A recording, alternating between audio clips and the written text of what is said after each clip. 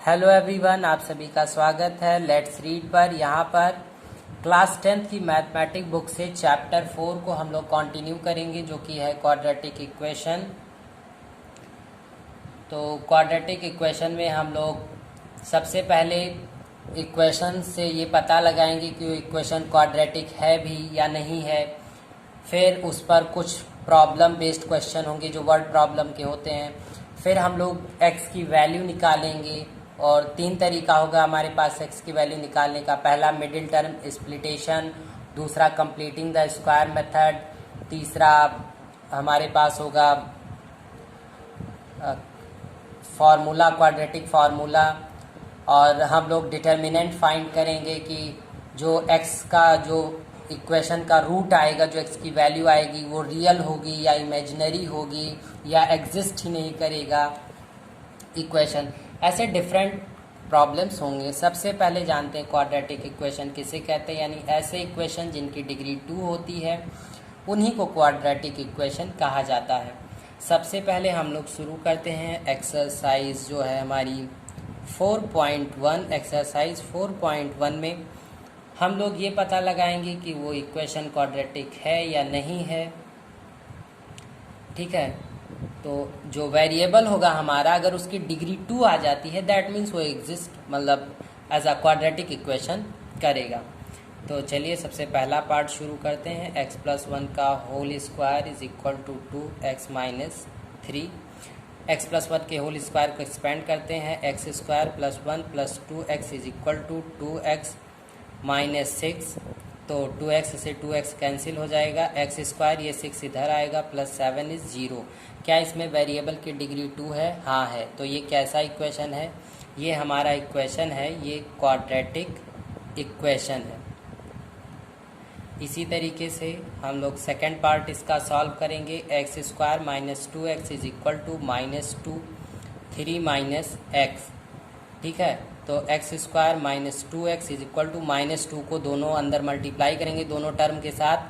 तो -2 3 से मल्टीप्लाई होगा -6 आएगा, और -2 -x के साथ मल्टीप्लाई होगा तो +2x आएगा। इस टर्म को इधर ला के शिफ्ट करते हैं, तो x² और ये इधर +2x है, इधर आएगा तो -2x हो जाएगा, और एक -2x पहले से है तो क्या हो जाएगा -4x, और ये -6 इधर आएगा तो +6 हो जाएगा, फिर 0 के इक्वल हो जाएगा। दैट मीन्स ये स्टैंडर्ड फॉर्म में आ गया। तो ये क्वाड्रेटिक इक्वेशन है, क्वाड्रेटिक इक्वेशन है। फिर हम लोग सॉल्व करते हैं इसका 5th पार्ट। बाकी के पार्ट्स आप खुद सॉल्व कीजिए, ट्राई कीजिए। 2x minus 1 x minus 3 is equal to x + 5 x minus 1। इसको हम लोग सॉल्व करेंगे। तो चलिए देखते हैं। 2x से सबसे पहले x को मल्टीप्लाई करेंगे तो 2x² बनेगा। फिर 2x से -3 को मल्टीप्लाई करेंगे, -6x आएगा। -1 को x के मल्टीप्लाई करेंगे, -x आएगा, और -1 -3 मल्टीप्लाई करेंगे तो +3 आएगा। इधर भी मल्टीप्लाई करते हैं, ये देगा x², ये देगा -x, तो x² -x। फिर मल्टीप्लाई करेंगे 5 से तो ये देगा 5x माइनस 5, बीच में लगेगा प्लस। अब देखिए दोनों तरफ सॉल्व करते, देखिए एक इधर भी -x, इधर भी -x, दोनों कैंसिल आउट हो जाएंगे। अब इस पूरे जो राइट हैंड साइड में वैल्यू लिखी हुई उसको सब LHS में ले आते हैं। 2x², ये +x² इधर आएगा, -x², यहाँ -6x है ही, इधर से +5x आएगा तो हो जाएगा -5x, यहाँ +3 है, और ये -5 इधर आएगा, ये +5 हो जाएगा, 0 के इक्वल कर देंगे। तो ये x² -11x + 8x is equal to 0, 8 is 0। तो क्या ये भी क्वाड्रेटिक इक्वेशन है? हाँ, यहाँ पे जो वेरिएबल x है उसकी डिग्री क्या है? 2। तो ये कैसा इक्वेशन है? ये क्वाड्रेटिक इक्वेशन है। फिर हम लोग सॉल्व करते हैं क्वेश्चन नंबर 7, जो इसका 7th पार्ट है, क्वेश्चन 7।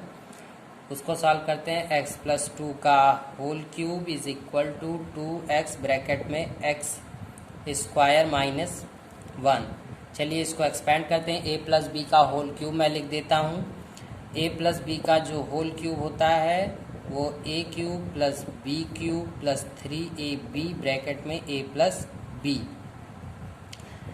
तो यहाँ पर आएगा एक्स क्यूब प्लस 8 और यहाँ पर 2x यानी 6x आ जाएगा और ब्रैकेट में x प्लस 2 आ जाएगा इज इक्वल टू 2x अंदर मल्टीप्लाई कर देंगे तो 2x क्यूब माइनस 2x हो जाएगा, x क्यूब प्लस 8 6x अंदर मल्टीप्लाई करेंगे plus 6x square plus 12x is equal to 2x cube minus 2x, सभी को इधर शिफ्ट कर देते हैं। तो ये जो बनेगा वो हमारा x cube minus 2x cube plus 6x square plus 12x plus 2x, ये माइनस 2x इधर आएगा प्लस 2x प्लस 8 इज 0।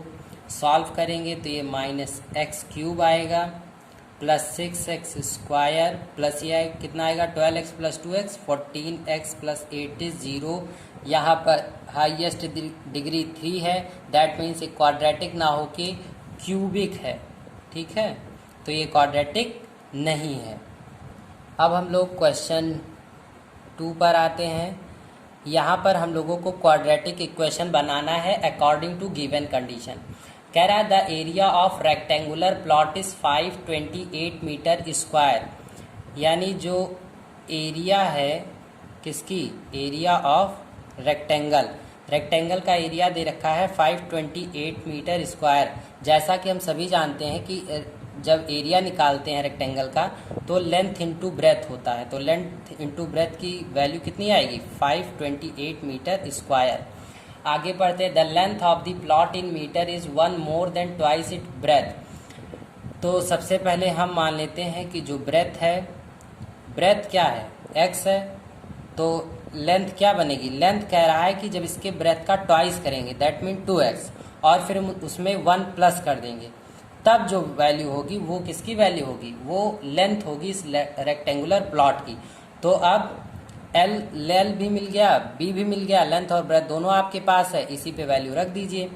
तो 2x plus 1 multiply by x is equal to 528 metre square, अंदर मल्टीप्लाई करेंगे तो 2x square plus x minus 528 is 0। ये आपका quadratic equation है और ये फर्स्ट पार्ट था क्वेश्चन नंबर 2 का।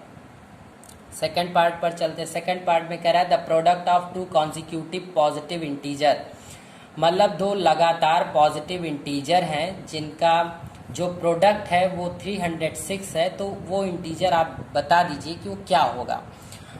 तो सबसे पहले मान लेते हैं कि let the positive integer be x, हम मान लेते हैं कि हमारा पॉजिटिव इंटीजर x है, तो दूसरा वाला इंटीजर क्या बनेगा, जैसे अगर 1 है तो 2 हो गया, 3 हो गया, 4 हो गया, 5 हो गया, तो यानी 1 की गैप होती, तो x प्लस 1 हमारा सेकेंड पॉजिटिव नंबर हो जाएगा, positive integer number.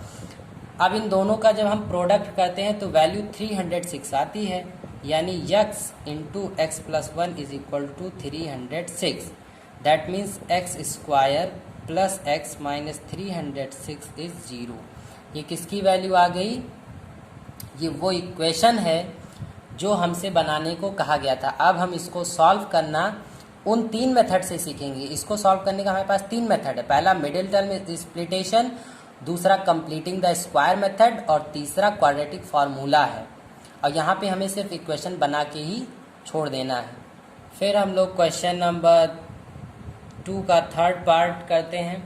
Rohan mother is 26 year older than him, Rohan की मम्मी है वो रोहन से 26 ईयर बड़ी हैं। The product of their ages in year 3 year from now will be 360। We would like to find Rohan present as.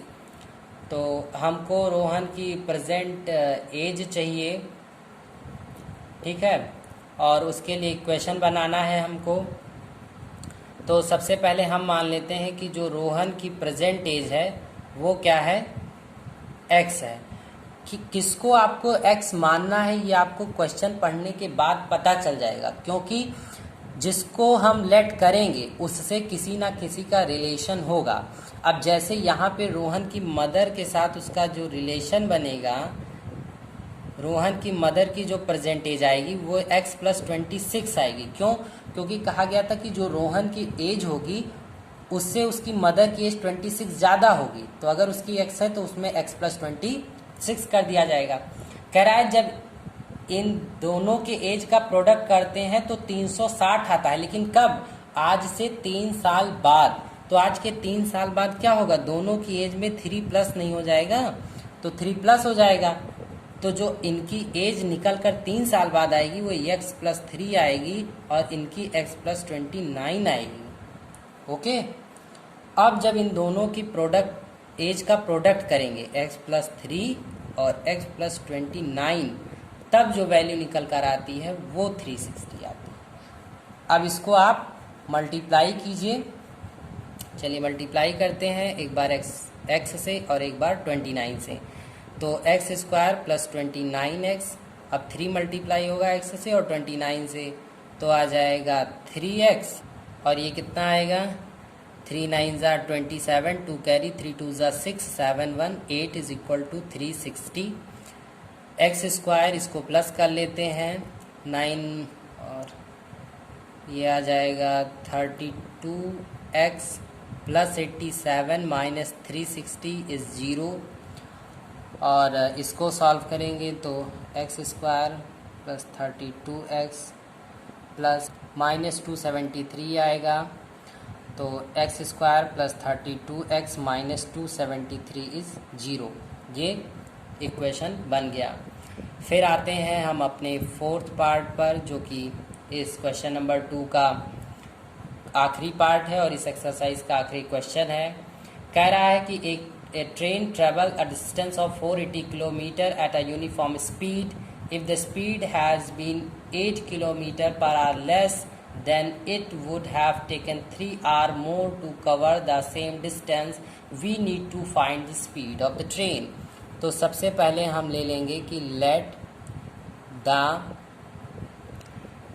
uniform speed of train be x। हम मान लेते हैं कि जो उस ट्रेन की यूनिफॉर्म स्पीड है वो क्या है?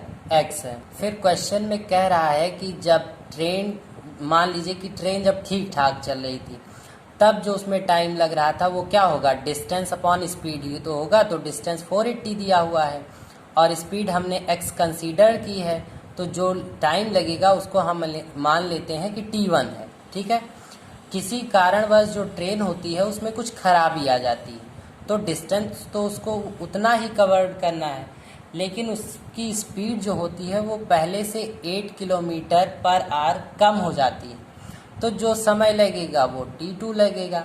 आप ये भी जानते हैं कि जब हमारी स्पीड तेज़ रहेगी तो समय हमको उतना कम लगेगा, और जब हमारी स्पीड कम हो जाएगी तो समय हमको उतना ज़्यादा लगेगा। यानी t2 - t1 जो क्वेश्चन में दिया है वो 3 दिया हुआ है। t2 t1 की वैल्यू हमने बना रखी है, तो t2 क्या है? 480/x - 8 और माइनस लगाएंगे 480/x = 3। ये इक्वेशन बन गया। इसको आप सॉल्व करेंगे तो आपको मिल जाएगी कि ट्रेन की स्पीड क्या है। इसी के साथ हमारी एक्सरसाइज 4.1 ख़त्म होती है। अगर वीडियो आपको उपयोगी लगा हो तो चैनल को सब्सक्राइब कीजिए, दोस्तों के साथ शेयर कीजिए, वीडियो को लाइक कीजिए और नेक्स्ट एक्सरसाइज नेक्स्ट वीडियो पर क्लिक करके पढ़िए। Thank you.